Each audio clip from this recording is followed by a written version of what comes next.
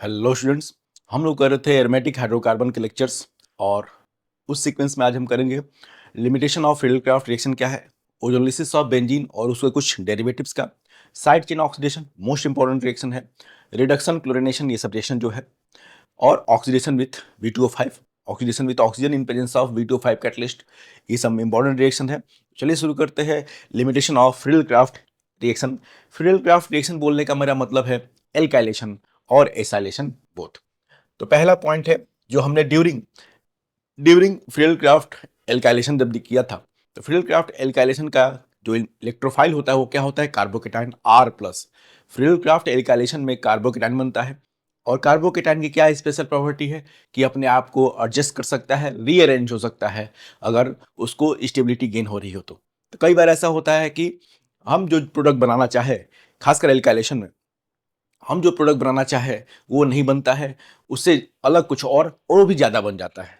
Example हम लोग करेंगे फिर से रिवीजन के लिए।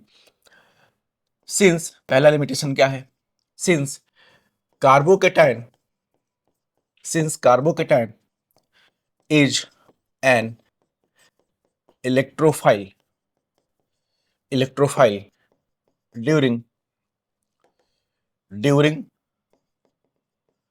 फ्रीडलक्राफ्ट एल्काइलेशन, उसको मैंने FC एल्काइलेशन लिख दिया है, समझते रहना। Friedel Crafts alkylation, hence hence sometime we may not get the desired product। ये हमने कर लिया है ड्यूरिंग एल्काइलेशन ही, इसके सवाल भी किए थे। Sometime we may not get the desired product, क्यों भाई? क्योंकि कार्बोकेटाइन की क्या प्रॉपर्टी है स्पेशल, रीअरेंजमेंट की। जरा देखो ये मैं क्या रेफर कर रहा हूं जो हमने किया था। अगर हमको बेंजीन से प्रोपाइल बेंजीन बनाना है, फ्रीडलक्राफ्ट एल्काइलेशन के थ्रू, तो आप सोचेंगे कि चलिए भैया फिर प्रोपाइल ग्रुप ही तो लगाना है, तो हमने ले लिया chloropropane in presence of AlCl3। आप सोचेंगे भाई क्या, आपने सोचा कि भाई क्लोरोप्रोपेन लेंगे, Cl हटेगा, बगल वाले कार्बन पे आएगा प्लस चार्ज और वो वहां से रिंग से जुड़ जाएगा। लेकिन इस केस में प्रोपाइल बेंजीन न बन के क्या बन जाता है, मेजर प्रोडक्ट क्या बनता है, मेजर प्रोडक्ट क्या हो जाता है, क्यूमीन आइसोप्रोपाइल बेंजीन। और प्रोपाइल बेंजीन जो है वो माइनर प्रोडक्ट है, वो भी बनेगा लेकिन बहुत कम। बनाने चले थे प्रोपाइल बेंजीन और बन क्या जाता है इसमें, आइसोप्रोपाइल बेंजीन जिसका नाम क्यूमीन है, वो मेजर प्रोडक्ट वो हमने देख लिया है। मैं बस रेफरेंस दे रहा हूं, ये हमने कर लिया है। क्यों? क्योंकि कार्बोकेटाइन क्या हो जाता है, रीअरेंज। तो कई बार हम जो सोच रहे हैं वो प्रोडक्ट ना बन के कोई और प्रोडक्ट, और वो भी ज्यादा अमाउंट में बन जाता है एल्काइलेशन में। ठीक है, अच्छा ये समस्या केवल एल्काइलेशन की है, फ्रीडलक्राफ्ट एल्काइलेशन की। वैसे फ्रीडलक्राफ्ट के दो रिएक्शन है, लेकिन रीअरेंजमेंट वाली समस्या केवल किसकी देखी थी हमने, कार्बोकेटाइन जहां बनता है कार्बोकेटाइन रीअरेंज हो जाता है, और ये समस्या आएगी एल्काइलेशन में। एसाइलेशन में से कोई समस्या नहीं, क्योंकि एसाइल कार्बोकेटाइन रीअरेंज नहीं होता है, ऑलरेडी स्टेबल। तो ये वाली बात तो केवल एल्काइलेशन पे ही वैलिड है कि बनाना चाहेंगे कुछ और बन जाएगा कुछ और वो भी ज्यादा। दिक्कत ये है कि ज्यादा, अगर आपने वो लेक्चर्स देखे तो आपको समझ में आ जाएगा कि कैसे होता है। अभी हम बस लिमिटेशन की बात करेंगे। ड्यूरिंग अब फ्रीडलक्राफ्ट में क्या लेते हैं, फिर से इसी की बात, एल्काइलेशन में क्या लेते हैं भाई, कोई हम एल्काइल हैलाइड लेते हैं। फ्रीडलक्राफ्ट एल्काइलेशन में क्या लेते हैं, कोई एल्काइल हैलाइड, यूजुअली कोई एल्काइल हैलाइड लेते हैं, AlCl3 FeCl3 सब कैटलिस्ट में कराते हैं। तो कौन से एल्काइल हैलाइड हम नहीं ले सकते, कौन से हैलाइड नहीं ले सकते, वो जरा देखिए। During Friedel Crafts alkylation alkylation we can not use we can not use we cannot use aryl and vinyl halides. दोनों में सेम समस्या है, जरा देखिए। भाई फ्रीडलक्राफ्ट में एल्काइलेशन कराते हैं, क्या लेते हैं, कोई हैलाइड उसका AlCl3 से कराते हैं तो एल्काइल ग्रुप लग जाता है। तो अब यहाँ किसी खास टाइप के हैलाइड ऐसे हैं जिनको आप नहीं ले सकते, देखते हैं क्यों। During we can not use aryl और वाइनाइल हैलाइड्स, जरा देखिए इसका मतलब अगर क्वेश्चन में पूछ दिया कि चलिए बेंजीन आप ले लीजिए और बेंजीन का रिएक्शन करा दीजिए किससे, क्लोरोबेंजीन चाहे ब्रोमोबेंजीन, क्लोरोबेंजीन ब्रोमोबेंजीन करा दीजिए AlCl3, कोई रिएक्शन नहीं होगा, कोई रिएक्शन नहीं। एराइल हैलाइड मतलब एराइल हैलाइड का मतलब एरोमेटिक हैलाइड्स, जहां हेलोजन बेंजीन रिंग से डायरेक्टली कनेक्टेड हो, कुछ नहीं होगा, कुछ नहीं बनेगा। साथ साथ में एक और समस्या है, यही सेम ये है वाइनाइल हैलाइड, Cl हो Br हो जो भी हो, ये है वाइनाइल हैलाइड। यहां भी अगर AlCl3 करा दे तो यहां भी कोई रिएक्शन नहीं होगा, क्योंकि दोनों में दिक्कत सेम है। अब जरा देखते हैं, दोनों में दिक्कतें सेम है। तो आप हैलाइड में बिल्कुल बेंजीन लेते हैं, कोई हैलाइड लेते हैं, AlCl3 कराते हैं तो वो एल्काइल बेंजीन बन जाता है। लेकिन वो हैलाइड आप एराइल हैलाइड मतलब क्लोरोबेंजीन, ब्रोमोबेंजीन, आयोडोबेंजीन ये सब नहीं ले सकते। साथ साथ में वाइनाइल हैलाइड, ठीक है, ये हैलाइड मतलब Cl लगा हुआ, Br लगा हुआ, आप नहीं ले सकते। क्यों भाई? दोनों में समस्या सेम। समस्या क्या है? यहां जो कार्बन हेलोजन का बॉन्ड है, इन दोनों केसेज में जरा देखिएगा सेम समस्या है। कार्बन हेलोजन का जो बॉन्ड है उसमें सिंगल बॉन्ड तो है, लेकिन उसमें है double bond character. Single bond तो है लेकिन उसमें क्या है? Double bond character due to conjugation. दोनों में जरा देखिए, एक मैं बना दूंगा, अब अगला आप बनाइएगा। जरा देखो, यहाँ पाई बॉन्ड और लोन पेयर के बीच में कॉन्जुगेशन है, कॉन्जुगेटेड सिस्टम है वाइनाइल हैलाइड। तो जो सिंगल बॉन्ड दिख रहा है, जो सिंगल बॉन्ड दिख रहा है सी बॉन्ड Cl, उसमें डबल बॉन्ड करेक्टर है। नॉर्मल कंडीशन में वो ब्रेक नहीं होने वाला, बहुत हाई टेम्परेचर पे हीटिंग करनी पड़ेगी, बहुत हाई टेम्परेचर पे हीटिंग करनी पड़ेगी। तो चूंकि कार्बन हेलोजन बॉन्ड में सेम समस्या क्लोरोबेंजीन के साथ भी आएगी। क्लोरोबेंजीन का भी आप अगर आप कैनोनिकल बनाएंगे, पांच पांच स्ट्रक्चर बनेंगे, और उन स्ट्रक्चर्स में आप देखेंगे तो आपको फील होगा बिल्कुल कि कार्बन क्लोरीन बॉन्ड में है double bond character, normal condition में हटेगा नहीं, बहुत मजबूत है, दिख रहा है सिंगल बॉन्ड और स्ट्रांग बहुत ज्यादा है। तो दोनों में सेम समस्या है, चाहे एराइल हैलाइड ले चाहे वाइनाइल हैलाइड ले, कुछ नहीं होगा, कुछ नहीं। तो ये नहीं ले सकते ड्यूरिंग फ्रीडलक्राफ्ट एल्काइलेशन, ये एक लिमिटेशन है। चलिए, नेक्स्ट टर्म है during during Friedel Crafts alkylation, during Friedel Crafts alkylation poly poly alkylation. Poly alkylation का मतलब ऑब्वियस है एक से ज्यादा एल्काइल ग्रुप का लगना, एक से ज्यादा एल्काइल ग्रुप का लगना।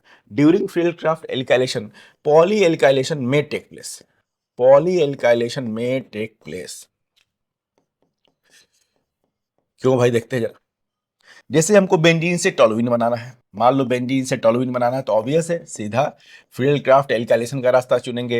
हमने इससे CH3Cl से करा दिया AlCl3, टोलुइन बन जाएगा। टोलुइन आप बिल्कुल लिख सकते हैं। लेकिन एक्सपेरिमेंटली क्या होगा? एक्सपेरिमेंट में जब हम कराएंगे एक्चुअल में रिएक्शन क्या होगा? केवल टोलुइन ही नहीं बनता वहां पे, केवल टोलुइन ही नहीं बनता है, ये फर्दर रिएक्शन करके देखिए जरा, केवल टोलुइन ही नहीं बनेगा, ये फर्दर रिएक्शन करके जाइलीन भी बना देगा, ऑर्थोजाइलीन पैरा, क्योंकि भाई मिथाइल ग्रुप कैसा डायरेक्टिंग हमने पढ़ाया, ऑर्थो पैरा डायरेक्टिंग है, ये इसका नाम बताया था मैंने, तो चलो लिख लो फिर से, ऑर्थोजाइलीन बन जाएगा, 1,2 डाइमिथाइल बेंजीन, साथ साथ में पैराजाइलिन भी बन जाएगा। हमको बनाना था केवल क्या? टोलुइन, लेकिन एक्सपेरिमेंटली मिक्सचर ऑफ टोलुइन के साथ साथ ये भी मिलेंगे। लिख सकते हैं बिल्कुल, अगर कहीं आएगा बेंजीन से टोलुइन बनाने का मेथड क्या है तो आप ये लिख सकते हो, घबराना मत कि भाई वो तो दिक्कत है। लेकिन एक्चुअल में क्या होगा, आपको टोलुइन के साथ साथ ये चीजें भी मिल जाएंगी। अब ऐसा क्यों है? क्योंकि ये हमने पढ़ लिया कि मिथाइल ग्रुप कैसे होते हैं, मिथाइल ग्रुप कैसे होते हैं, मिथाइल ग्रुप होते हैं एक्टिवेटिंग ग्रुप। एल्काइल ग्रुप कैसे होते हैं? Activating group. अब क्या है, ये जो जैसे ही प्रोडक्ट बनाएंगे, अगर बेंजीन और टोलुइन में हम कंपेरिजन करें तो टोलुइन वाली रिंग ज्यादा एक्टिवेटेड है। टोलुइन क्या है कि CH3 कैसा ग्रुप है? एक्टिवेटिंग ग्रुप है, बेंजीन से भी ज्यादा। तो जो प्रोडक्ट है वो क्या है? रिएक्टेंट से भी ज्यादा रिएक्टिव है। जो प्रोडक्ट बना है वो चूंकि बहुत रिएक्टिव है, इसलिए वो फर्दर रिएक्शन कर सकता है। खासकर CH3Cl अगर एक्सेस में हो तो रुकेगा नहीं, आप रोक नहीं पाएंगे, वो तुरंत रिएक्शन कर जाएगा, आगे चल के 1,2 डाइमेथाइल, 1,3 1,4 डाइमेथाइल ये सब बना लेगा। ये है पॉली एल्काइलेशन की समस्या है, इसमें फ्रीडलक्राफ्ट एल्काइलेशन। इस टाइप की समस्या आप देखेंगे पहले नहीं बोली गई। अगर तुम कहोगे सर क्या पॉली नाइट्रेशन भी हो सकता है, जैसे हमने कराया था, जरा देखिए, ये आपको नोट नहीं करना है। जो 5 रिएक्शन में लिखे थे, नाइट्रेशन, सल्फोनेशन, हेलोजिनेशन, एल्काइलेशन और एसाइलेशन, इसमें ये जो पॉली सब्स्टिट्यूशन की समस्या है वो केवल एल्काइल ग्रुप के साथ है। क्योंकि एल्काइल ग्रुप कैसे होते हैं? एक्टिवेटिंग ग्रुप होते हैं। जो प्रोडक्ट है वो बहुत रिएक्टिव है, product is itself much more reactive than reactant itself, और वो आगे रिएक्शन हो जाएगा। लेकिन ये सब समस्या बाकी किसी जो 5 रिएक्शन आपने लिखे हैं उसमें ये सब समस्या नहीं आएगी। क्यों भाई? जैसे मान लो हमने नाइट्रेशन कराया, तो ये आसानी से फर्दर रिएक्शन कहाँ से करेगा? NO2 कैसा है? डीएक्टिवेटिंग ग्रुप है। इसके बाद हमने Cl लगाया, Cl भी डीएक्टिवेटिंग ग्रुप, Br भी डीएक्टिवेटिंग ग्रुप, और क्या सल्फोनिक, बेंजीन सल्फोनिक बनाया, सल्फोनिक एसिड भी डीएक्टिवेटिंग ग्रुप। इवन इवन जरा देखो, एसाइलेशन में भी समस्या ये नहीं आएगी, पॉली एसाइलेशन में समस्या ये नहीं आएगी, पॉली एसाइलेशन की समस्या नहीं होती। देखो जरा, एल्काइलेशन में ये दिक्कत है कि आगे रिएक्शन हो सकता है, लेकिन अगर पूछे क्या ये समस्या है, उसमें भी आएगी एसाइलेशन में। जरा देखिए, याद नहीं करना है, ये बात याद नहीं करनी। मान लो हमने बेंजीन का एसाइलेशन करा दिया, ये एसीटोफिनोन ग्रुप बन गया। अब हम जानते हैं कि ये ग्रुप कैसा है, पढ़ लिया हमने, ट्रिक भी बता दिया मैंने कैसे पहचानते हैं। COCH3 कैसा ग्रुप है? ऑब्वियस है ये डीएक्टिवेटिंग ग्रुप है भाई। COCH3 कैसा ग्रुप है? तो डीएक्टिवेटिंग ग्रुप है, डीएक्टिवेटिंग। आगे रिएक्शन नहीं होगा, आगे रिएक्शन नहीं होगा इसका, अपने से तो नहीं होगा, आगे और कराना पड़ेगा, हीटिंग करनी पड़ेगी, लेकिन अपने से नहीं होगा, क्योंकि बेंजीन से कम रिएक्टिव है प्रोडक्ट। उधर क्या दिक्कत थी कि जो प्रोडक्ट बना था, ऊपर में क्या दिक्कत थी, जो प्रोडक्ट बना था वो बेंजीन से ज्यादा रिएक्टिव था, इसलिए वो फर्दर रिएक्शन कर सकता है, आपको पॉली एल्काइलेशन मिल सकता है जो आप नहीं चाहते। ठीक है, मिक्सचर ऑफ प्रोडक्ट मिल जाएगा एक्चुअल में। लेकिन अगर एग्जाम में कहीं आता है बेंजीन से टॉलुइन बनाने का, तो आप ये मेथड लिख सकते हो, आप इतना लिख के छोड़ देना, बेंजीन CH3Cl टॉलुइन बन गया। वो होता होगा समस्या, क्या करे, और कोई उपाय नहीं। तो ये एक दिक्कत है, ये दिक्कत किसके साथ? फ्री एयरक्राफ्ट एल्काइलेशन के साथ केवल। Next, 4th number, strong deactivating group, strong deactivating group. अब स्ट्रॉन्ग डीएक्टिवेटिंग ग्रुप से मतलब है, ब्रैकेट में चार लिख लो भाई, -R ग्रुप्स, वो हमने लास्ट में कर लिया लेक्चर में, -R ग्रुप, -R ग्रुप मतलब NO2 CN SO3H, अब लिखते रहिए, कार्बोक्सिलिक है ना, CO CHO, strong deactivating groups. ठीक है, डू नॉट गिव, प्लीज, इसमें बहुत कुछ आ जाएगा, मैंने लिख दिया है -R ग्रुप्स, आप उसको मार्क करिए। -R ग्रुप्स जो होते हैं वो फ्रीलक्राफ्ट रिएक्शन नहीं देते हैं, ना एल्काइलेशन ना acylation. Do not give Friedel Crafts alkylation और एसाइलेशन बोथ। मतलब जरा देख लीजिए इसका, डीएक्टिवेटिंग ग्रुप ये सब रिएक्शन नहीं देते। जैसे लिख दिया नाइट्रोबेंजीन, इसका रिएक्शन करा दिया CH3Cl AlCl3 से, चाहे इसका रिएक्शन करा दिया, ये हो गया एल्काइलेशन, चाहे इसका रिएक्शन करा दिया CH3COCl AlCl3, ऊपर एल्काइलेशन नीचे एसाइलेशन, दोनों ही केस में कुछ नहीं बनेगा, दोनों ही केस में एल्काइलेशन कराइए चाहे एसाइलेशन कराइए, कोई रिएक्शन नहीं होगा। नोट कर ले, ये स्ट्रॉन्ग डीएक्टिवेटिंग ग्रुप है। -R groups NO2 CN, NO2 तो एक एग्जाम्पल था, NO2 तो सबसे स्ट्रॉन्ग है, NO2 CN CHO कीटोन, इस सारे केसेज में कार्बोक्सिलिक, ठीक है, एस्टर, इन सारे केसेज में जो ग्रुप लगे रहेंगे बेंजीन पे, कुछ नहीं होगा, एल्काइलेशन ना एसाइलेशन। चलिए, क्योंकि रिंग क्यों क्या करते हैं, डीएक्टिवेट करते हैं। चलिए, इनके बारे में थोड़ा सोचना आसान था कि चलिए रिंग, कोई रिंग की एक्टिविटी कम करते, रिंग से इलेक्ट्रॉन डेंसिटी बाहर ये खींच लेते हैं, ये तो ठीक था कि भाई रिएक्टिविटी को घटा देते हैं इसलिए रिएक्शन नहीं होता होगा। अब इंपॉर्टेंट बात है थोड़ी नेक्स्ट वाली, इवन सम, इसको नोट करिएगा, ये थोड़ा स्पेशल है, और 12th एनुअल का एक क्वेश्चन भी है, 12th एनुअल का एक क्वेश्चन भी है कि चलिए डीएक्टिवेटिंग ग्रुप तो नहीं देते, ठीक है, समझ में आ रहा है भाई, डीएक्टिवेटिंग ग्रुप है, नहीं देते होंगे, लेकिन even some strong activating groups, even some strong activating groups like, even some strong activating groups like NH2, NR2 and NHR, NH2, NR2 and NHR do not give Friedel-Crafts reaction, do not give Friedel-Crafts reactions। Friedel-Crafts reactions का मतलब दोनों चीजें cover हो गई इसमें, alkylation as well as acylation, alkylation as well as acylation दोनों को cover कर लिया गया। स्ट्रॉन्ग एक्टिवेटिंग ग्रुप है। अब जरा देखिए क्या दिक्कत है भाई, एक्टिवेटिंग ग्रुप क्यों नहीं देते, जरा देखो, मतलब क्या है, NH2 कराइए, इसका हमने करा दिया CH3Cl AlCl3, चाहे CH3Cl AlCl3 चाहे CH3COCl, वो हो गया ऊपर एल्काइलेशन, नीचे हो गया एसाइलेशन। दोनों ही केसेज में फिर से कुछ नहीं होगा, दोनों ही केसेज में फिर से कुछ बनेगा नहीं, नो रिएक्शन। अब ये क्या बात हुई भाई, ये तो एक्टिवेटिंग ग्रुप है, स्ट्रॉन्ग वो भी एक्टिवेटिंग ग्रुप है, ठीक है, ये तो रिंग को एक एक्टिविटी बढ़ाते हैं, हमने पढ़ा ही है, फिर भी क्यों नहीं देता है तेरा। देखिए यही एनुअल का क्वेश्चन था कि एनिलीन हाईली एक्टिवेटिंग ग्रुप है, बिल्कुल बहुत स्ट्रॉन्ग एक्टिवेटिंग है, फिर भी एल्काइलेशन चाहे एसाइलेशन क्यों नहीं देता है, तो आप क्या समझाएंगे। अब जरा देखिए, दिक्कत है AlCl3 का प्रेजेंस। इस रिएक्शन में आपने AlCl3 कैटलिस्ट लिया है, और जैसे ही आप एनिलीन लेंगे, जैसे ही आप एनिलीन लेंगे, एनिलीन अपना क्या करेगा, लोन पेयर देके, AlCl3 के पास क्या है, लेविस एसिड है भाई, उसके पास p ऑर्बिटल खाली है। AlCl3 क्या है, लेविस एसिड है, उसके पास p ऑर्बिटल खाली है L के पास। अब एनिलीन N अपना लोन पेयर देके उसके साथ कोऑर्डिनेट बॉन्ड बना देगा, N अपना लोन पेयर देके AlCl3 से बना लेगा कोऑर्डिनेट बॉन्ड। अब देखो उसी कोऑर्डिनेट बॉन्ड को हमने प्लस माइनस के फॉर्म में दिखाया है। NH2 अपना लोन पेयर देके, Al के पास खाली ऑर्बिटल है भाई, ये लेविस बेस हो गया एनिलीन, यहाँ AlCl3 लेविस एसिड हो गया, तो वो उनके बीच में हो जाएगा कोऑर्डिनेट बॉन्डिंग, N पे आएगा प्लस चार्ज, AlCl3 पे आएगा क्या, माइनस चार्ज। जैसे ही अब N पे आएगा प्लस चार्ज, तो हमने पढ़ा है लास्ट लेक्चर में ही कि अगर किसी जो बेंजीन रिंग से कोई एटम अटैच है, बेंजीन रिंग से कोई एटम अटैच है, उसके पास पार्शियल प्लस है चाहे कंप्लीट प्लस है, उसके पास पार्शियल प्लस आए चाहे कंप्लीट प्लस आए, तो ऐसे ग्रुप क्या होते हैं, डीएक्टिवेटिंग ग्रुप। अगर बेंजीन से जो डायरेक्टली अटैच एटम है, जो कि यहाँ N है, उस पर कहीं से भी पार्शियल प्लस चाहे कंप्लीट प्लस अगर आ रहा है किसी वजह से, तो कैसे हो जाते हैं, डीएक्टिवेटिंग ग्रुप। तो दिक्कत है AlCl3, जो स्ट्रॉन्ग एक्टिवेटिंग ग्रुप था एक, बिल्कुल एनिलीन क्या था पहले, स्ट्रॉन्ग एक्टिवेटिंग ग्रुप था, बिल्कुल था, वो AlCl3 के प्रेजेंस में कन्वर्ट हो जाएगा किसमें, डीएक्टिवेटिंग ग्रुप में। AlCl3 के प्रेजेंस में that will get converted into deactivating group, और आपको फर्दर रिएक्शन नहीं मिलेगा, एल्काइलेशन एसाइलेशन नहीं हो पाएगा। ये समस्या सबके साथ है, सब में तो इनके पास लोन पेयर है।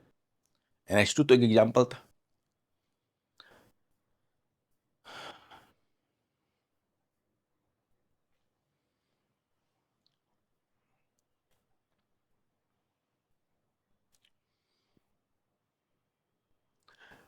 ठीक, तो ये हमने लिमिटेशंस कर ली, ठीक है, कंप्लीट कर लिया, एल्काइलेशन में क्या समस्या है, सैलेशन में क्या समस्या है, कौन सा हैलाइड ले सकते हैं, कौन सा हैलाइड नहीं ले सकते हैं, ठीक है। रीअरेंजमेंट की बात हो तो खैर पहले भी हो चुकी थी, तो इसको आप नोट कर ले और ध्यान दें जब भी क्वेश्चन आए, ठीक है। Deactivating group, strong deactivating group में अगर चाहे तो आप लिख सकते हैं कौन कौन NO2 है, यहाँ पे मैं डिटेक्ट कर दे रहा हूँ, इसलिए मैंने एक साथ माइनस R ग्रुप, अगर कौन कौन NO2 CN, ठीक है, NO2 बस एग्जाम्पल लिखा था, SO3H COOH CHO CO COOR, तो ये सब नहीं देते हैं रिएक्शन, ये सब फिल्डक्राफ्ट रिएक्शन नहीं देंगे, तो वो तो खैर पहचानने लायक था। दूसरा इंपॉर्टेंट कि इवन कुछ स्ट्रॉन्ग एक्टिवेटिंग ग्रुप भी नहीं देते हैं, तो इनको ध्यान देना है, इन बातों को ध्यान देना है।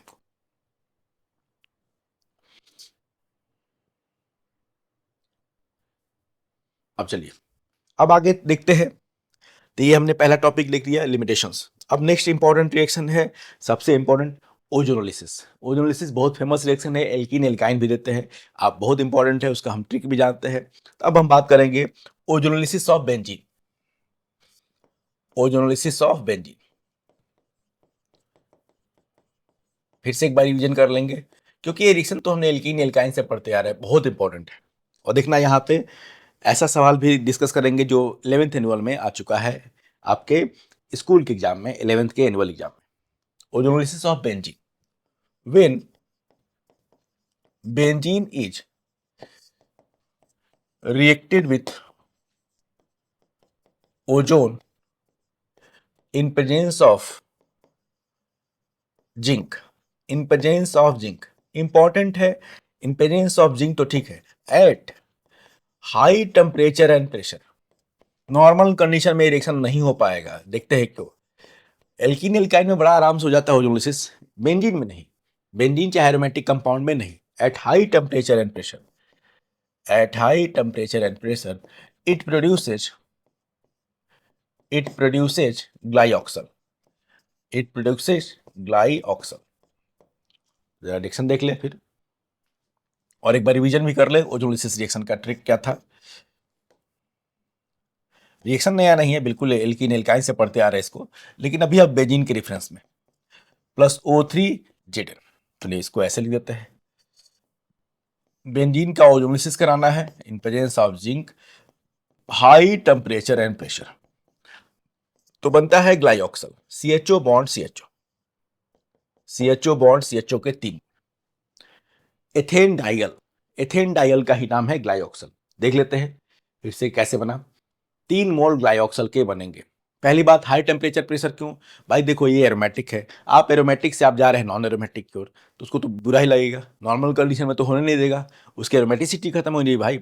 बेंजीन का एरोमेटिक कैरेक्टर खत्म हो जा रहा है, एरोमेटिक जो कि बहुत स्टेबल है, उससे आप जा रहे हैं नॉन एरोमेटिक की ओर, तो नॉर्मल कंडीशन में तो नहीं हो पाएगा। नॉर्मल कंडीशन में होता है कहाँ? कौन किसमें? एल्कीन और एल्काइन में। एल्कीन और एल्काइन में बेंजीन अपना पाई बॉन्ड आसानी से ब्रेक नहीं करने देगा। किसी भी रिएक्शन में जिसमें इसका एरोमेटिक कैरेक्टर खत्म हो रहा हो, वो रिएक्शन नॉर्मल कंडीशन में तो नहीं हो पाएगी, ये तो फिक्स है। नुकसान तो है, नुकसान है उसका, लेकिन फिर भी अगर बहुत हीटिंग करेंगे तो हो जाएगा, ग्लाइऑक्सल बन जाएगा।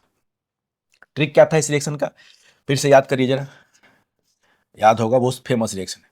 क्या करना है कंपाउंड में जरा देखो क्या करना है, जहां जहां डबल बॉन्ड है 3 मोल ओजोन के लगेंगे भाई, जितना पाई बॉन्ड उतने मोल ओजोन के लगेंगे। कंपाउंड में जहां जहां पाई बॉन्ड है, पाई बॉन्ड के दोनों बॉन्ड मिटा दीजिए। जहां जहां पाई बॉन्ड है, पाई बॉन्ड में डबल बॉन्ड, डबल बॉन्ड के दोनों बॉन्ड मिटा दीजिए। जहां जहां डबल बॉन्ड है वहां दोनों बॉन्ड मिटा दीजिए, और डबल बॉन्ड मिटा दीजिए। और दोनों कार्बन पे क्या लगा देंगे हम? दोनों sp2 जो कार्बन थे उन पे डबल बॉन्ड वो लगा देंगे। डबल बॉन्ड के दोनों बॉन्ड मिटा दीजिए, और दोनों कार्बन पे डबल बॉन्ड हो, जो sp2 कार्बन थे डबल बॉन्ड हो। फिर ये एकदम सिंपल, सबसे आसान रिएक्शन है और सबसे मेन इंपॉर्टेंट, सबसे इंपॉर्टेंट है। N1 एग्जाम में 11th में जरूर आता है ये वाला, डबल बॉन्ड हो लगा दिया। फिर कहा डबल बॉन्ड के दोनों बॉन्ड मिटा के दोनों कार्बन पे डबल बॉन्ड हो, डबल बॉन्ड हो लगा दिया। देखो क्लियर है, बन गया ना भाई, तो बना 3 मोल ग्लाइऑक्सल एथेन डाइअल, ग्लाइऑक्सल चाहे एथेन डाइअल, नोट कर ले।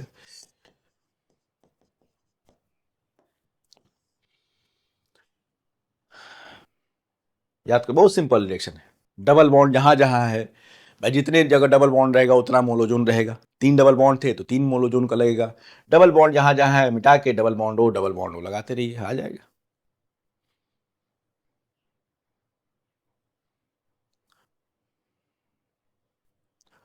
अब जरा देखिए, अब 11th एनुअल का यहाँ पे क्वेश्चन, ठीक है, एक क्वेश्चन राइट, इसी से related, right ozonolysis product of, right ozonolysis products of orthoxylene, अभी हमने बनाया भी था उसको, orthoxylene, how does this reaction, how does this reaction support Kekule structure of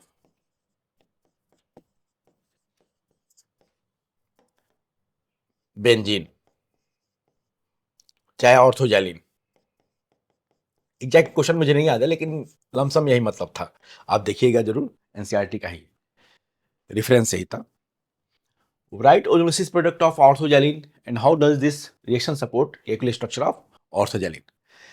तो भाई इन्होंने क्या किया था कि बेंजीन के केक्यूल के हिसाब से, बेंजीन इन दोनों स्ट्रक्चर का क्या है, बेंजीन क्या है इनके हिसाब से, बेंजीन इन दोनों स्ट्रक्चर का इक्विलिब्रियम मिक्सचर होता है इनके हिसाब से। आज थ्योरी दूसरी वो अलग बात है। केक्यूल के हिसाब से क्या है, बेंजीन इन दोनों स्ट्रक्चर का जिसमें अल्टरनेटिंग पाई बॉन्ड है, ठीक है, डिलोकलाइज पाई बॉन्ड है, तो उन्होंने बताया कि इन दोनों स्ट्रक्चर का क्या है, वो इक्विलिब्रियम मिक्सचर होता है, इन दोनों स्ट्रक्चर का इक्विलिब्रियम मिक्सचर होता है।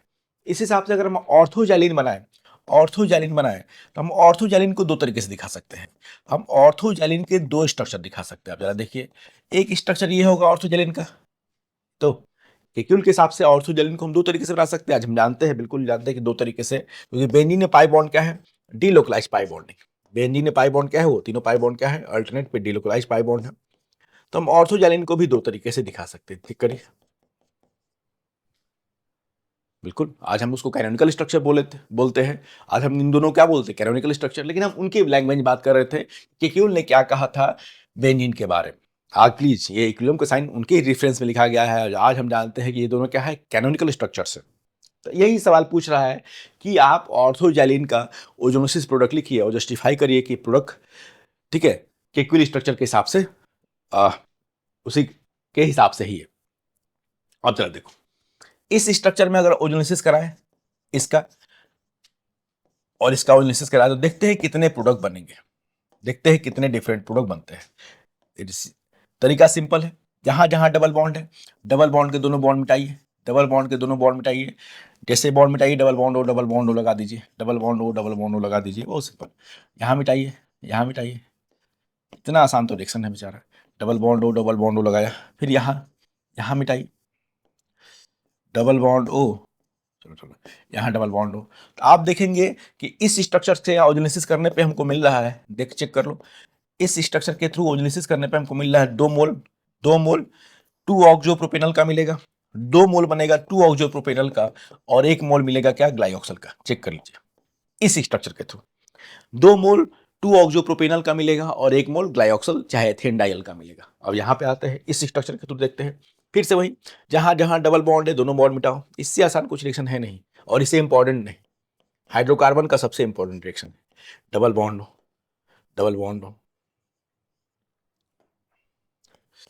डबल बॉन्ड हो, और यहाँ भी डबल बॉन्ड हो, फिर यहाँ भी, ये देखो, डबल बॉन्ड हो और डबल बॉन्ड हो। अगर इस स्ट्रक्चर के थ्रू देखें, इसके थ्रू क्या मिलेगा हमको? 1 मोल बनेगा ब्यूटेन 2,3 डाइऑन का, 1 मोल बनेगा क्या? ब्यूटेन 2,3 डाइऑन का, 1 मोल बनेगा ब्यूटेन 2,3 डाइऑन का, और 2 मोल बनेंगे ग्लाइऑक्सल के, 2 मोल बनेगा क्या? वही एथेन डाइऑन का। जरा देख लो इसको।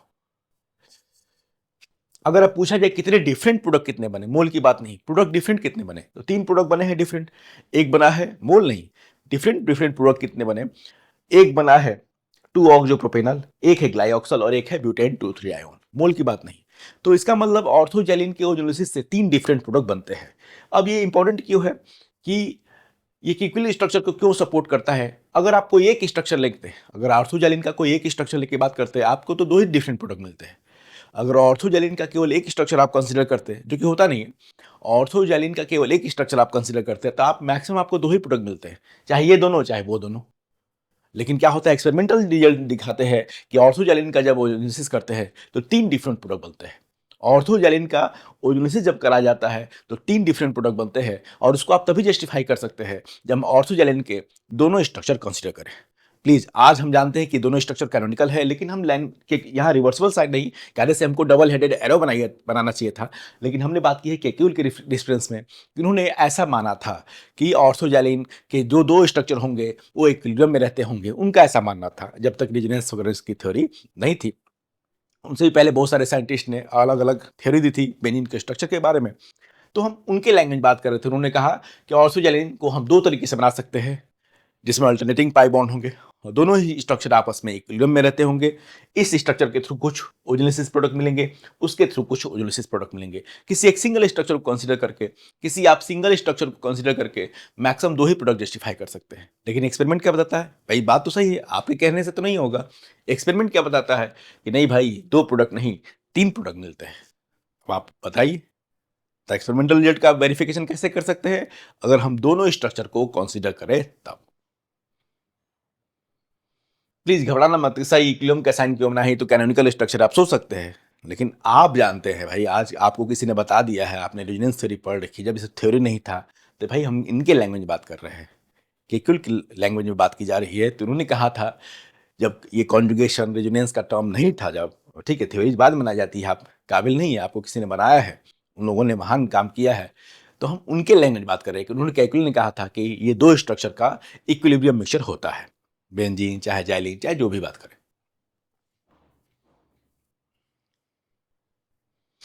वो बात उनकी गलत हो चाहे सही हो आज के रेफरेंस में, लेकिन उन्होंने ये कहा था।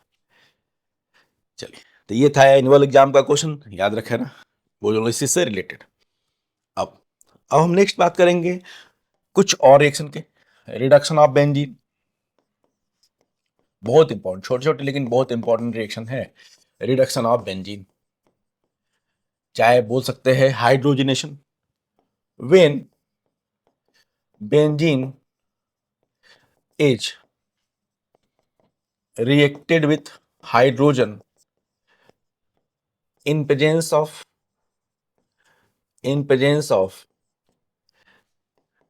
निकिल, पैलेडियम चाहे प्लेटिनम कैटलिस्ट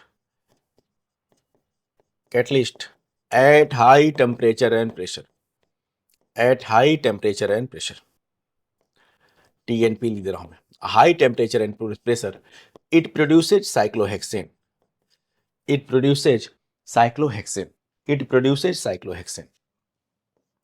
फिर से रिएक्शन एल्कीन एल्काइन भी देते हैं, लेकिन वो नॉर्मल कंडीशन में देते हैं। बेंजीन का तो इसमें नुकसान है भाई।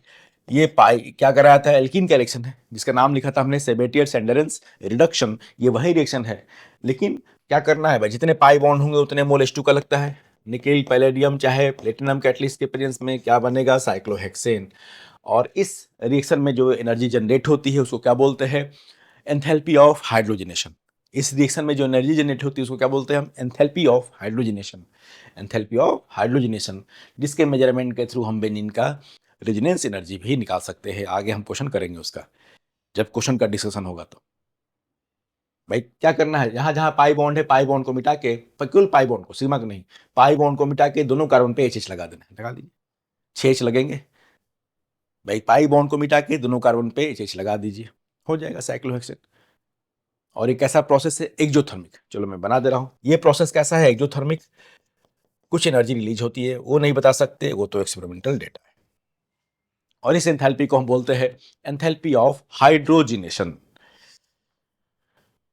फिर से नॉर्मल कंडीशन में तो होगा नहीं, क्योंकि आप एरोमेटिक से फिर से नॉन एरोमेटिक की ओर जा रहे हैं, उसका तो नुकसान हो गया, स्टेबिलिटी का तो नुकसान हो गया। तो नॉर्मल कंडीशन में नहीं होगा, फिर भी करा सकते हैं, फिर भी ये रिएक्शन हम करा सकते हैं। Next, chlorination in presence of sunlight. ये बड़ा इंपॉर्टेंट है, क्योंकि इससे पहले भी हमने क्लोरीनेशन पढ़ा है।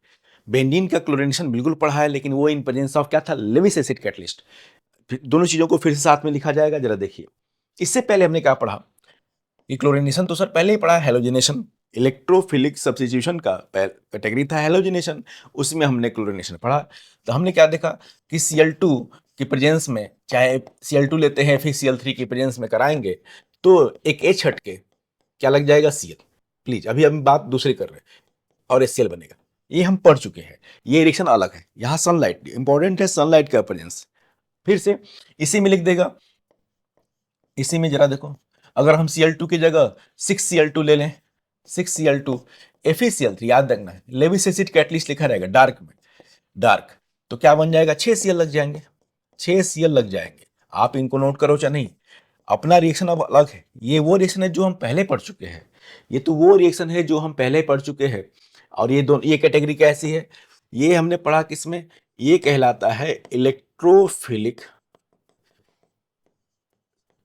सब्स्टिट्यूशन। ये तो हम लोग पहले पढ़ चुके हैं। ये ठीक है, देखा है कहीं भी सनलाइट नहीं लिखा है, जो भी लिखा है एरो पे क्या लिखा है, Lewis acid catalyst, AlCl3 FeCl3 उनके प्रेजेंस में। लेकिन अब देखो, अगर सनलाइट लिखा रहेगा, अब रिएक्शन अपना ये वाला प्लीज, ये थोड़ा मैंने रेफरेंस पुराना दे दिया, ये हेलोजिनेशन पहले ही पढ़ा है बिल्कुल, बेंजीन पे क्लोरीन लगाया है, वो हो चुका है, वो रिएक्शन नहीं है। उसकी पहचान क्या थी, आपको वहां पे Lewis acid catalyst FeCl3 FeBr3 AlBr3 ये सब चाहिए। उस केस में बेंजीन का एक H हट के Cl लग गया, बेंजीन का H हट के Cl लग गया, and that was electrophilic substitution category. अभी रिएक्शन दूसरा है, ये रिएक्शन जो है, जो अभी लिखने वाला है, वो एकदम अलग है, ठीक है। लेकिन एग्जाम में जब आएगा तो पहचान दी होगी भाई, जरा देखो, Cl2 HNO, Cl2 HNO, 3Cl2 HNO, sunlight के प्रेजेंस में, ठीक है। मोल हो सकता ना लिखे, मोल से कोई मतलब नहीं है, लेकिन इस बार ये कंफर्म लिखना पड़ेगा उनको, बेंजीन प्लस क्लोरीन। अगर AlCl3 अगर कैटलिस्ट लिखा है, लेविस एसिड कैटलिस्ट की बात लिखा है, तो फिर H हट के Cl लग जाएगा, एक Cl, चाहे एक्सेस है क्लोरीन तो 6Cl लग जाएंगे, हेक्साक्लोरोबेंजीन बन जाएगा। लेकिन अगर लिखा है Cl2 in presence of HNO, Cl2 in presence of HNO। अब ये रिएक्शन है, इसमें बनता है BHC। जरा देखो, इसमें देखो एकदम पाई बॉन्ड टूट के, अब यहाँ रिएक्शन एकदम अलग है भाई। 3 पाई बॉन्ड टूटे हैं और हर एक पाई बॉन्ड जो ब्रेक किया है तो आपने Cl से लगाया है। यहाँ वहां पाई बॉन्ड मेंटेन था, बेनिन का एरोमेटिक कैरेक्टर मेंटेन था वहां पे, इसमें नहीं है। अभी क्या बन गया, अगर इसका आईपीसी नाम देखें तो क्या है, 1 2 3 4 5 6 हेक्साक्लोरोसाइक्लोहेक्सेन। जहां जहां पाई बॉन्ड है क्या किया गया, पाई बॉन्ड को मिटा के दोनों कार्बन पे Cl जोड़ दिया है। अब इसका नाम जरा देखिए, इस कंपाउंड के कई सारे नाम है।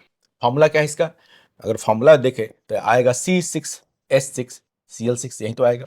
अब नाम जरा देखिए क्या क्या है, इसका नाम है BHC। BHC मतलब बेंजीन हेक्साक्लोराइड। BHC से कंफ्यूज मत होइएगा, BHC आईपीसी नेम नहीं है, कॉमन नेम है। बेंजीन हेक्साक्लोराइड अगर आप सुनेंगे नाम तो लगेगा कि उसमें बेंजीन रिंग होगा, ऐसा कुछ नहीं है।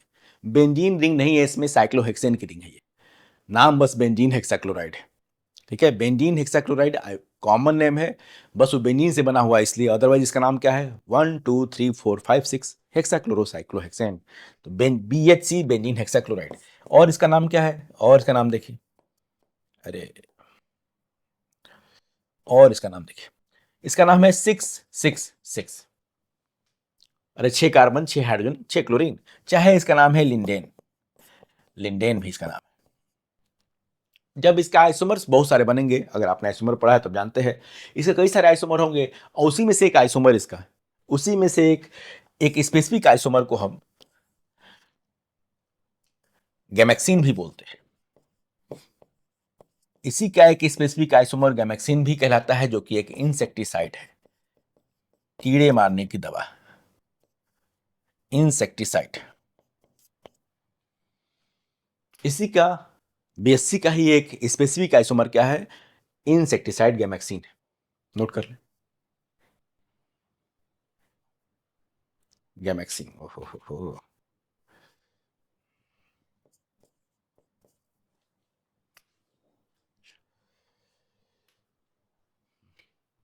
तो याद रखना BHC अलग है नाम, थोड़ा ध्यान देना है। इसका नाम बेंजीन हेक्साक्लोराइड। बेंजीन हेक्साक्लोराइड में कोई भी बेंजीन रिंग नहीं है। ये ऑप्शन में बना रख सकता है, बेंजीन हेक्साक्लोराइड क्या है, फालतू का नाम है, ठीक है। कॉमन नेम है, एक्चुअल कंपाउंड क्या है, वो क्लोरोसाइक्लोहेक्सेन है, वो हेक्साक्लोरोसाइक्लोहेक्सेन। तो BHC अलग टर्म है।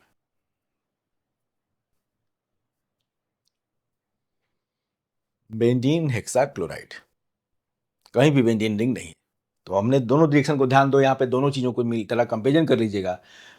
आपने इनसे पहले क्लासेज में जो पढ़ा था वो ऊपर के 2 रिएक्शन थे, वहां पे पहचान क्या थी, तुम कहोगे सर दोनों में तो Cl2 है, लेकिन पहचान मेन ध्यान देना, Cl2 लिखा होगा, बिल्कुल लिखा होगा, दोनों में तो Cl2 ही लगा रहे हैं। लेकिन अगर HNO लिखा है, HNO मतलब सनलाइट, फोटोन, सनलाइट की HNO से डिनोट करते हैं, HNO लिखा होगा तो ये रिएक्शन AlCl3 चाहे FeCl3 चाहे AlBr3 Fe, ये सब कैटलिस्ट लिखे होंगे तो वो वाला रिएक्शन होगा। जहां बेंजीन भाई इलेक्ट्रोफिलिक सब्स्टिट्यूशन में बेंजीनिंग तो बना ही रहता है, अपना एरोमेटिक कैरेक्टर वो रिटेन रखता है, यहाँ पे नहीं, यहाँ पे नहीं। तो दोनों चीजें डिफरेंट है, ध्यान देना, दोनों चीजें बिल्कुल डिफरेंट है।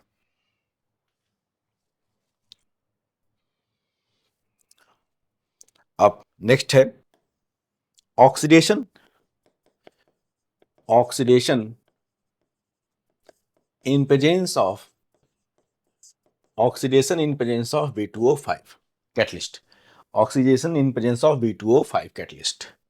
When benzene is oxidized with O2 in presence of V2O5 vanadium pentoxide, V2O5 catalyst, in presence of B2O5 catalyst, it produces maleic anhydride. Maleic anhydride. Maleic anhydride. Note कर लो जरा, इट प्रोड्यूसेज मेलिक एनहाइड्राइड। ये है benzene, इसका oxidation हम करा रहे हैं O2 से B2O5 के प्रेजेंस में, high temperature pressure, high temperature pressure. तो बनेगा, ये है मेलिक एनहाइड्राइड।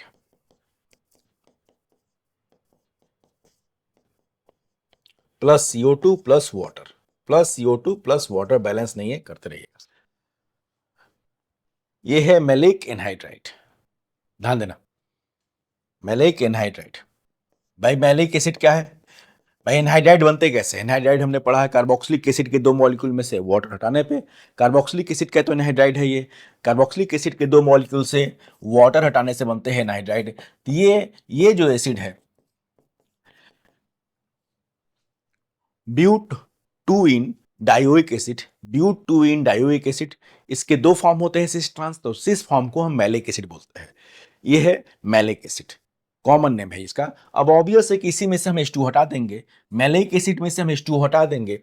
H2 हटा दीजिए भाई, इसको H2 हटा के दोनों चीज को जोड़ दीजिए। मैलिक एसिड में से H2 हटा के ये दोनों रिंग को आपने जोड़ दिए यहाँ, चलिए इसको ऐसे बना दो, यहाँ जोड़ दो, हो गया मैलिक एनहाइड्राइड, कॉमन नेम है।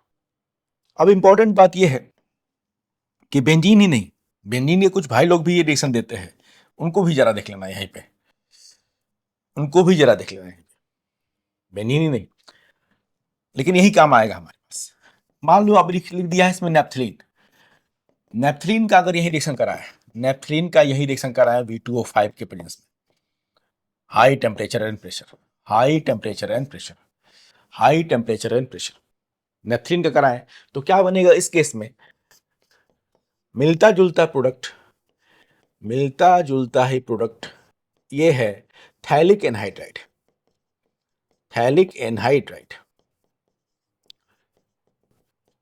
Phthalic anhydride, phthalic anhydride,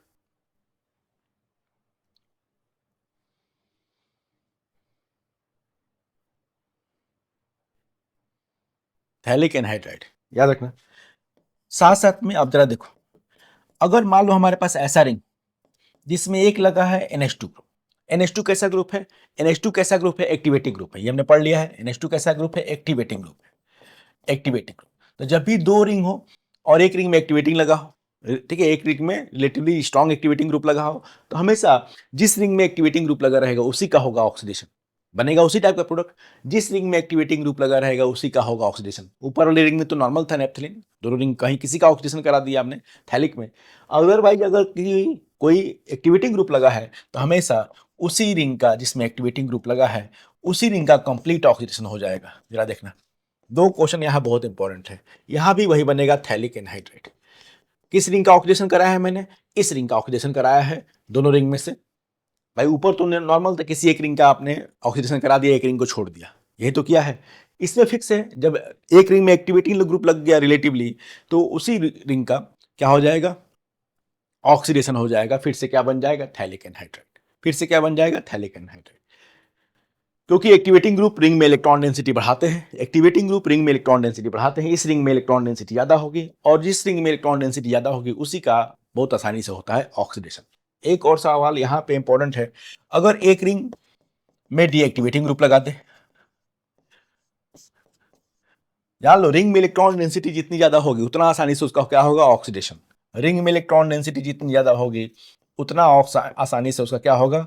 oxidation. अब देखो ये कैसा ग्रुप है, NO2 को देखो, ये कैसा ग्रुप है? Deactivating, deactivating. अब क्या होगा?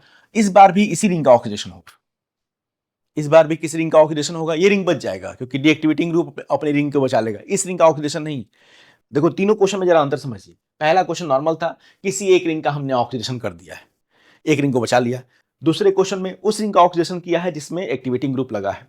तीसरे क्वेश्चन में वो रिंग बच जाएगा जिसमें, मतलब अगर दोनों बात करें रिलेटिवली इलेक्ट्रॉन डेंसिटी किसमें एक्टिवेटिंग ग्रुप ज्यादा है, रिलेटिवली किसमें इलेक्ट्रॉन डेंसिटी ज्यादा है, तो ऑब्वियस है इस रिंग में, जो राइट वाली रिंग है उसमें इलेक्ट्रॉन डेंसिटी ज्यादा होगी, क्योंकि बगल में लगा है डीएक्टिवेटिंग ग्रुप। तो जिसमें इलेक्ट्रॉन डेंसिटी ज्यादा होगी उसी का नुकसान होगा, उसी का ऑक्सीडेशन आसानी से होता है। ये देखो NO2 यहाँ मेंटेन रहेगा, NO2 वाली रिंग एज सच मेंटेन रहेगी, बगल वाली रिंग जिसमें डेंसिटी रिलेटिवली ज्यादा है, राइट वाली रिंग जो है उसका हो जाएगा क्या? ऑक्सीडेशन। प्रोडक्ट सिमिलर दिखेंगे तो थोड़ा ध्यान देना है। तो इन चीजों को नोट कर लीजिए, इन चीजों को नोट कर लीजिए। बेंजीन के साथ साथ ये भी इंपॉर्टेंट है, पॉलीन्यूक्लियर हाइड्रोकार्बन्स, इनको भी थोड़ा देख लेना है, कहीं आ सकता है। ज्यादातर तो बेंजीन पूछा जाता है लेकिन ये भी कहीं आ सकता है। और एक और इंपॉर्टेंट बात यहां पे नोट कर लो इसको, याद रखना V2O5 का प्रेजेंस जरूरी है। V2O5 का प्रेजेंस जो है जरूरी है। अगर हमारा क्वेश्चन ऐसा होता, अगर हमारा क्वेश्चन ऐसा होता कि बेंजीन है और उसका O2 से कराया गया है रिएक्शन, हीटिंग की गई है, V2O5 नहीं लिखा है, तब नॉर्मल रिएक्शन है। तब क्या है भाई, हाइड्रोकार्बन का O2 से क्या होता है, क्या बनता है, कोई भी हाइड्रोकार्बन हो उसका O2 से रिएक्शन कराएंगे तो कौन सी गैस, भाई CO2 बनता है और वाटर बनता है। कुछ एक्सोथर्मिक रिएक्शन है, कंबशन, ये तो नॉर्मल कंबशन रिएक्शन है, इसलिए V2O5 का प्रेजेंस जरूरी है। ये तो कहना कि सर तो आप तो हैलिक एनहाइड्राइड लिखवाए थे, ठीक है, मेरा तो गलत हो गया। नहीं भाई, V2O5 का प्रेजेंस आपको चेक करना पड़ेगा, V2O5 का प्रेजेंस वहां पे थोड़ा देखना पड़ेगा। अगर केवल नॉर्मल O2 लिखा है फिर कंबशन रिएक्शन बैलेंस कर लेना, बैलेंस नहीं है, जो हमने कई बार किया है, हीट ऑफ कंबशन बोलते हैं, बैलेंस नहीं है प्लीज वो किसी का भी। इसमें से किसी भी का भी नॉर्मल O2 से रिएक्शन कराएंगे हाई टेम्परेचर प्रेशर पे तो CO2 और H2 ही बनेगा। V2O5 के प्रेजेंस में चीजें बनेंगी, तो थोड़ा ध्यान देना है, वो थोड़ा ध्यान देना है।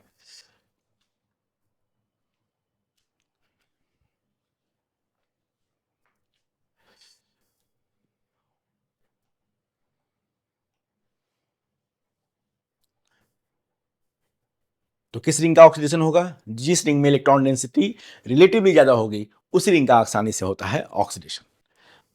अब नेक्स्ट और मोस्ट इंपॉर्टेंट वो है side chain oxidation of alkyl benzene. Side chain most important है, oxidation of alkyl benzene. Alkyl benzene जरा देखिए,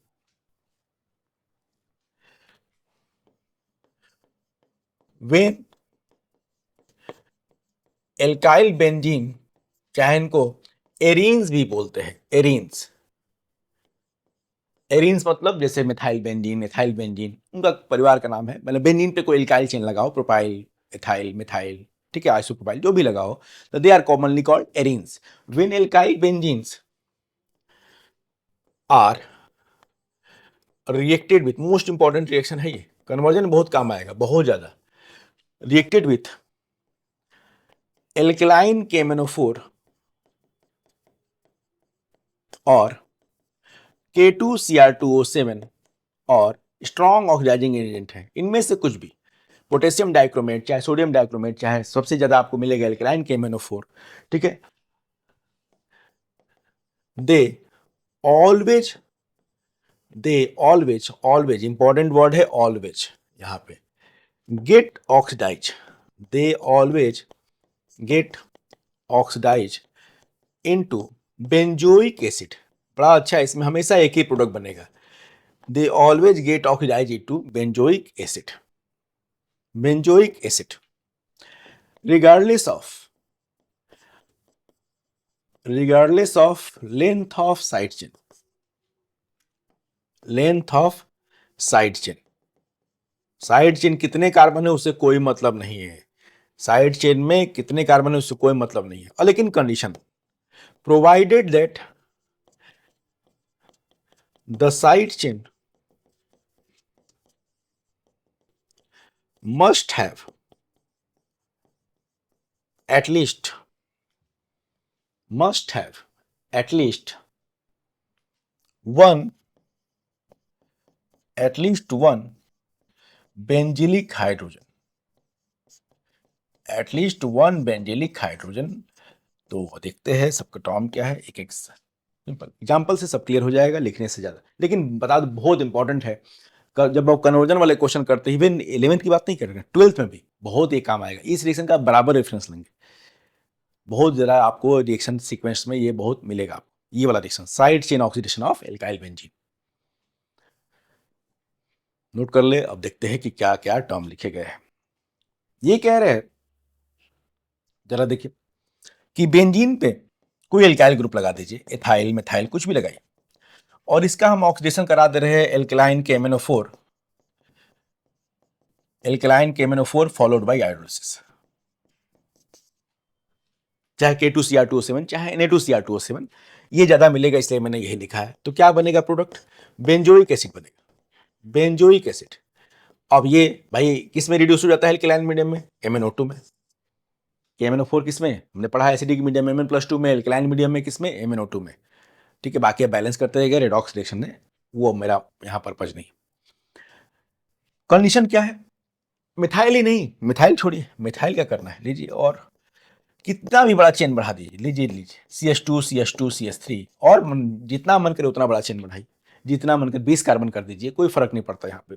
ये यही तो अच्छी बात है, आप यहाँ 20 कार्बन की चेन बढ़ा दीजिए, ये तो बहुत सिंपल लिखा है मैंने, तो भी बनेगा बेंजोइक एसिड, तो भी बनेगा बेंजोइक एसिड प्लस MnO2 बनेगा, तो भी जो ऑक्सीडेशन प्रोडक्ट होगा क्या बनेगा, बेंजोइक ही बनेगा।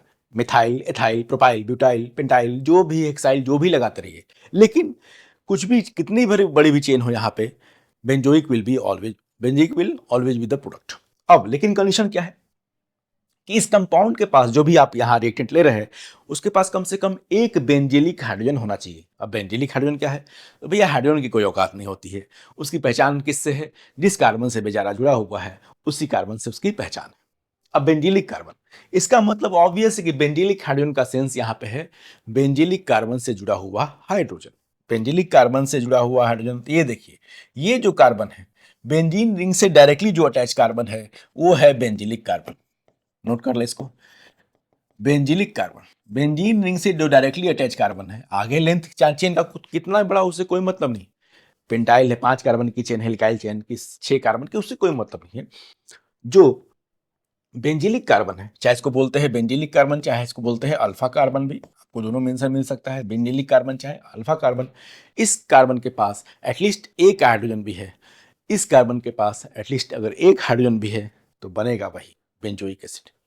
देखिए वहां पे तो 3 3 थे पहले में, दूसरे में 2 आ गया, और बढ़ा लीजिए, तो चेन लेंथ कितना भी बड़ा हो, चेन लेंथ कितना भी बड़ा है एल्काइल चेन का, अगर इस कार्बन के पास, बेंजीलिक कार्बन के पास एक भी हाइड्रोजन है तो बेंजोइक एसिड हमेशा यही रिएक्शन होगा, MnO2 benzoic acid, MnO2 benzoic acid बनता रहेगा। लीजिए लीजिए और रिएक्शन लिखिए, ये इस बार हमने लिख दिया क्यूमीन, हमने ले लिया कौन सा, आइसोप्रोपाइल बेंजीन बनाया था इसको, आइसोप्रोपाइल बेंजीन एल्कलाइन, यही रिएजेंट है, यही रिएजेंट है। फिर सभी भी इसके पास देखो हाइड्रोजन है ना, बेंजिलिक बन गया बेंजोइक एसिड, ठीक है, एक भी हाइड्रोजन अगर बेंजिलिक है तो हो जाएगा।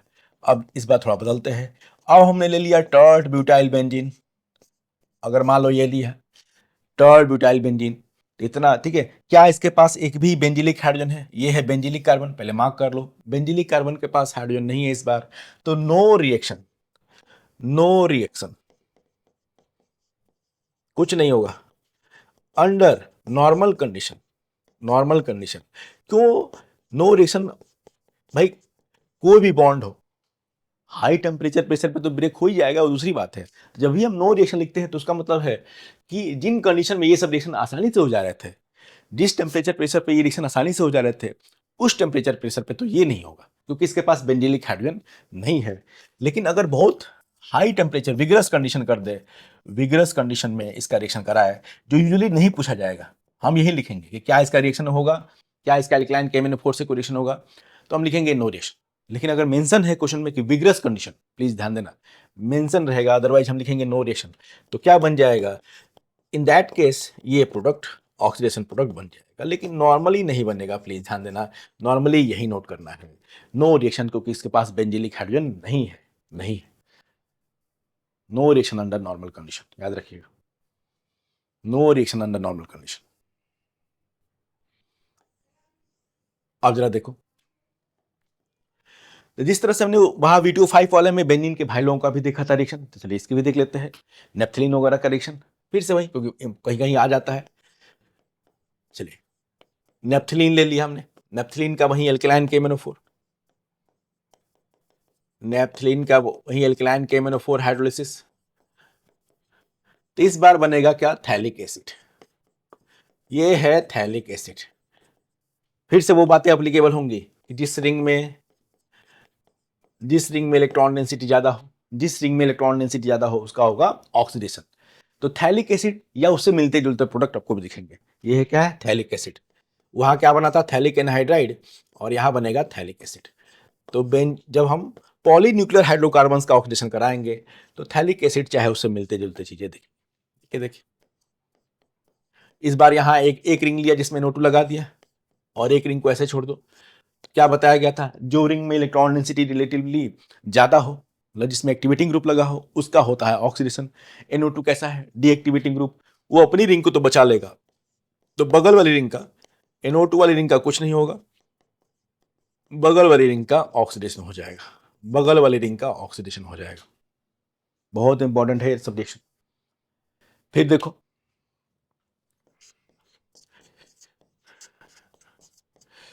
ये ले लिया एक जगह NH2, इसका करा दिया, तो किस रिंग का ऑक्सीडेशन होगा, चूंकि NH2 कैसा ग्रुप है, एक्टिवेटिंग, इलेक्ट्रॉन डेंसिटी अपनी रिंग में बढ़ाएगा, इलेक्ट्रॉन डेंसिटी ये अपनी रिंग में बढ़ाएगा, और इस बार NH2 वाली रिंग का ऑक्सीडेशन हो जाएगा, फिर से थैलिक एसिड बन जाएगा, थैलिक एसिड बन जाएगा।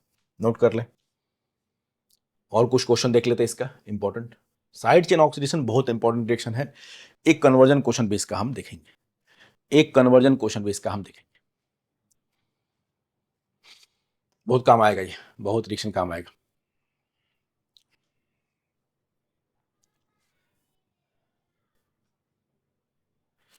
चलिए कुछ और क्वेश्चन इससे रिलेटेड। ऑर्थोजैलिन है, इसका alkaline KMnO4, ऑर्थोजैलिन alkaline KMnO4 hydrolysis.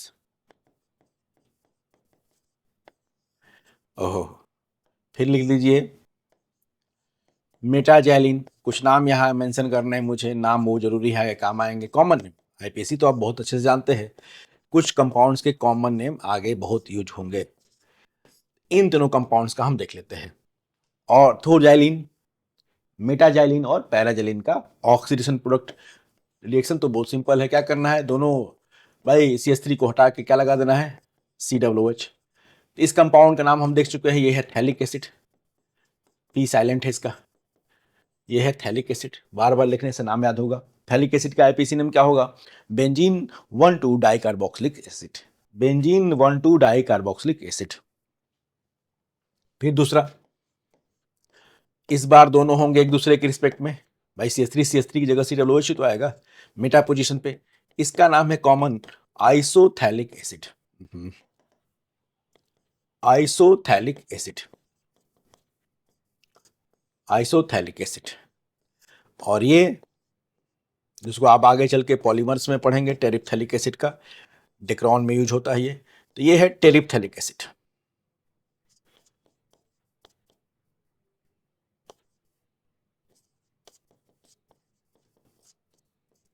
बहुत इंपॉर्टेंट मोनोमर है डेक्रॉन का, टेरिप्थैलिक एसिड।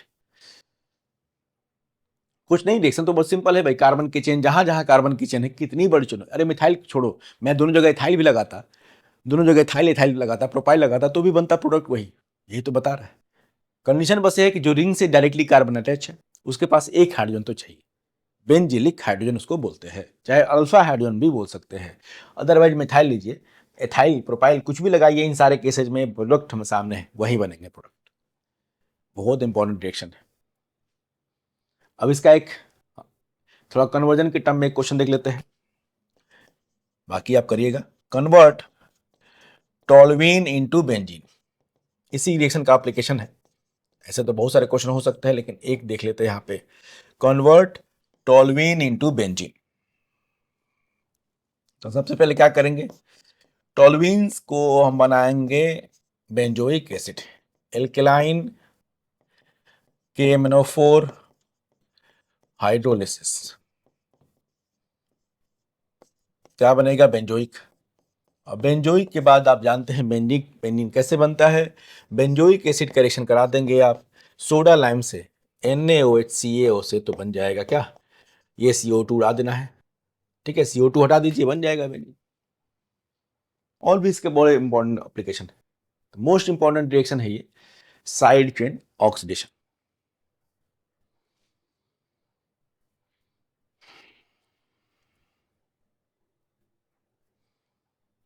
ठीक, साइड चेन ऑक्सीडेशन। तो इस लेक्चर के साथ हमने एरोमेटिक हाइड्रोकार्बन कंप्लीट कर लिया है। अब नेक्स्ट लेक्चर्स में हम बात करेंगे, कुछ क्वेश्चन डिस्कशन करेंगे बहुत इंपॉर्टेंट, जो कि सब एक साथ रिवीजन हो जाए, अलग अलग पढ़ लिया अलग कोई बात नहीं, नोट्स बना लिया, लेकिन अब बात है एक साथ कंपाइलेशन कैसे होता है चीज़ों का। अभी चीज़ें हमेशा बिखरी रहती है जब आप लिखते हैं इंडिविजुअल, लेकिन जब आप क्वेश्चन करते हैं तो सब एक साथ जब आता है बिल्कुल याद रहता है। तो नोट कर लिए, कोई डाउट हो तो पूछें। अब हम बात करेंगे, अब अगले 2-3 लेक्चर्स में हम क्वेश्चन डिस्कशन केवल करेंगे एरोमेटिक हाइड्रोकार्बन का, ज़रूर देखिएगा।